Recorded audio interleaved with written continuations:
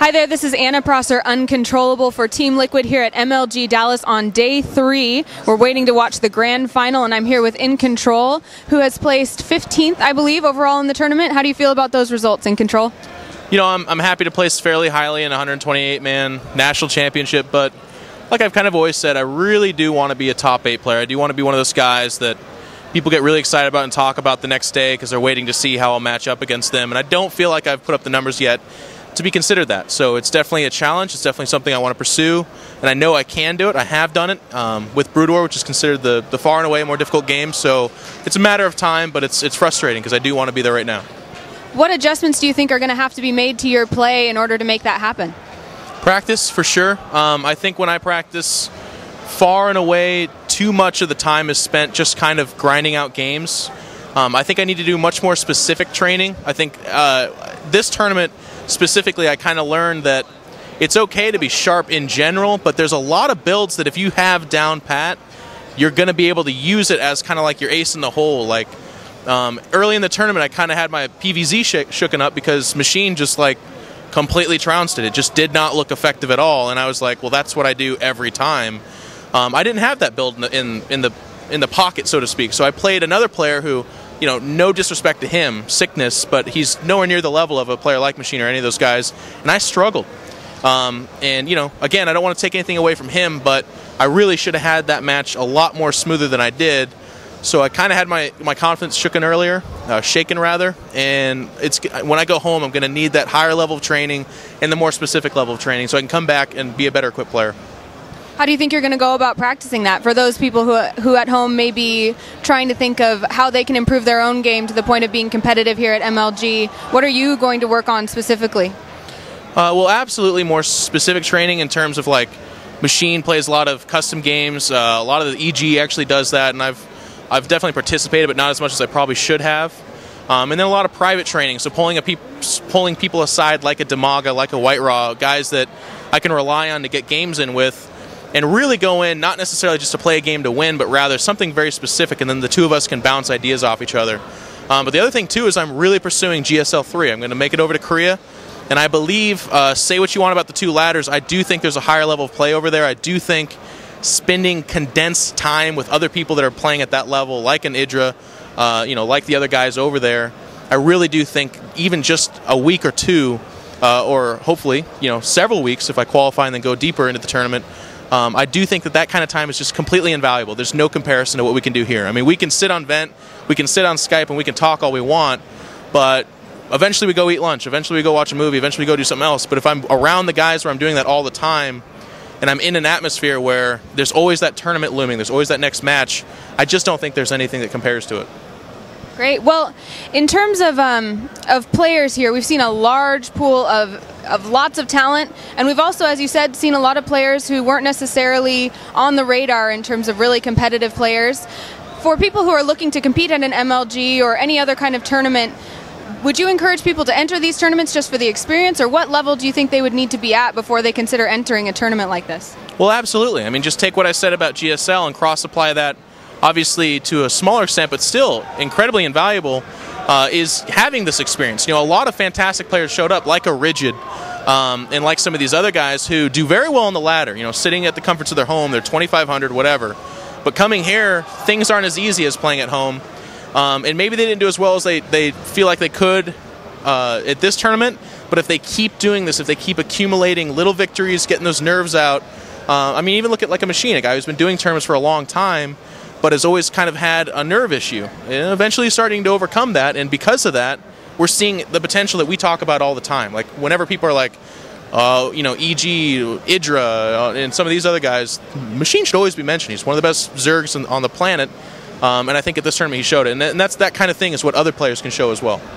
We did hear a lot of buzz from the very beginning about Rhett, about Idra, the players that people were expecting to come in strong and go the whole way, and then we did see quite a few upsets, seeing Idra and Rhett eliminated fairly early on in the tournament. What do you think accounts for that change, or the fact that we've seen some fairly unexpected results in this tournament?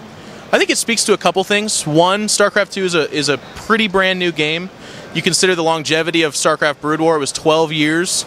towards the end of that, which is what most of us are used to, if anyone is at all, if we saw something, we knew what that was. Idra was perennially or continuously the toughest, the most difficult foreigner to beat, and so people try to cheese him, but because his mechanics were so solid, he could just outplay you because he recognized all the things that were going on. We look at this tournament, and a guy like Liquid Nazgul, a former professional in Korea, a fantastic player, was able to do the same build order 3 games in a row, and it threw Idra for a loop. And I think everyone would agree Idra's the far and away better player. But in this tournament, you know, one of the things we always used to say in baseball is like if the ball goes off his glove and I make it to second base, it's a double in the books. So that's what happens here.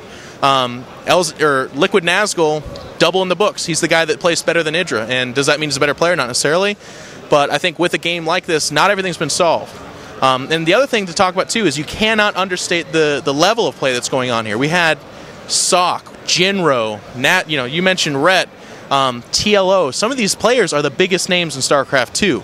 Hands down. No, you know, ifs, ands, or buts about it. I mean, Kiwi Kaki, he's not even, I think he's in the top 8, but I don't think he wasn't in the top 6. I mean, these are huge, huge names. Huck, a former MLG champion, and they got knocked out. I mean, that's the nature of the game.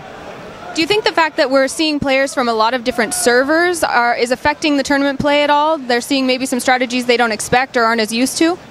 Yeah, and that's another thing I think as the game goes on. It's unfortunate that there is server segregation, but I think once we get more comfortable with, like, the Chinese like to all-in, like Sen, the Koreans are much more of a one-base timing type of, you know, style, and then North Americans like the macro style, Europeans like the micro-oriented. I mean, those are all generalizations. They're not even necessarily true, but that kind of server-oriented play, I think, will get more figured out and more stylized, and hopefully, as the game professionalizes and grows, either server segregation will go away on a whole, which I think is a bit of a pipe dream, or at the very least, more people will play on multiple servers, or just cross-pollinate, even at tournaments like this, where we'll kind of experience the other plays in practice form. And I think it'll meld out into a fairly generalized play, which will hopefully be the result. Great. Well, we've seen a lot of success from Team EG. How do you feel overall about your team's performance and about how that's going to affect your team's direction in the future? Well, first and foremost, we're very proud. We brought in 2 new guys, StrifeCrow and AskJoshy. They're fantastic Warcraft 3 players, but they're fairly untested in StarCraft 2, and we dropped them off in the National Championship, and they both did really well. They made a pretty good splash. I mean, you look at the people that eliminated them, Sen and Sok for StrifeCrow. Those aren't pushovers. Those are 2 of the best players in the world. And then AskJoshy actually got eliminated by EG, which is something that MLG loves to do to keep us contained, because otherwise we'd explode all over everybody. And then he also got eliminated by Noni, and he had him 1-2. And in game 3, he made 1 mistake, and he could have had him 2. He had the econ advantage and another gateway on top of him. So little decisions like that change the waves throughout the whole thing. But as far as the other guys go, you know, Inca finally breaking out and doing a fantastic job, taking out Phoenix after being behind 0-2 because of a stupid MLG rule. And then also Machine having his bust out performance, placing number 6th. And I'm fairly happy with how I did, but again, want to do better. Well, you do make StarCraft look fairly sexy, I would say, personally. How do you do it? You know, you're not the first girl to say that. No, I'm just kidding. She's the only girl. How do I do it? Well, it's just a healthy dose of noobs. Eat them daily. And then a lot of pros. That's actually the big part that people don't talk about, is if you eat a good enough number of pros, it really puts on the protein for you. So I try to supplement my noob diet with pros, and because I'm able to do that, I have the golden hair, also the sleek body, which is aerodynamic, so I can actually run quite fast. And then just generally, I'm just great. I'm really good. I'm not sure how much of our conversation has become metaphorical and how much is actually literal, but I'm glad to hear that you've shared a little bit of your secret with everyone. Is there any other observations that you'd like to share in terms of how you've become so great, or maybe how other people have become so great, some of your favorites? I want to thank my parents first and foremost, my dog, Hank, Koki, my team, they're up there, my landlord that puts the roof over my head, my roommate, day in and day out, he tolerates me playing StarCraft 2 instead of spending time with him. We could be playing Call of Duty, we could be hot pocketing, we could be paintballing. I want to thank the FedEx guy. He delivers amazing Jinx clothing that I order online at jinx.com.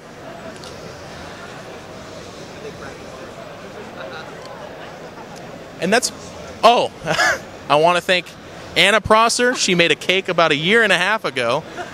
It was amazing. Yeah. That was a good cake? The cake was good.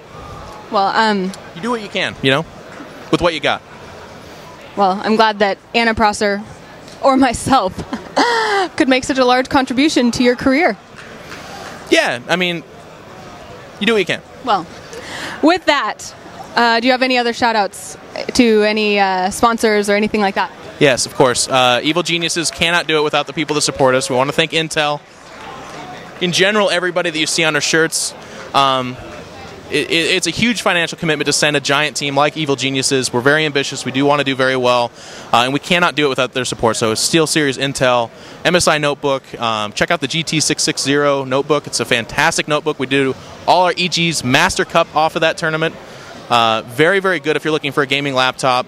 I want to thank you and Team Liquid for interviewing me and also for being such a great moral supporter despite my jokes, which are hilarious.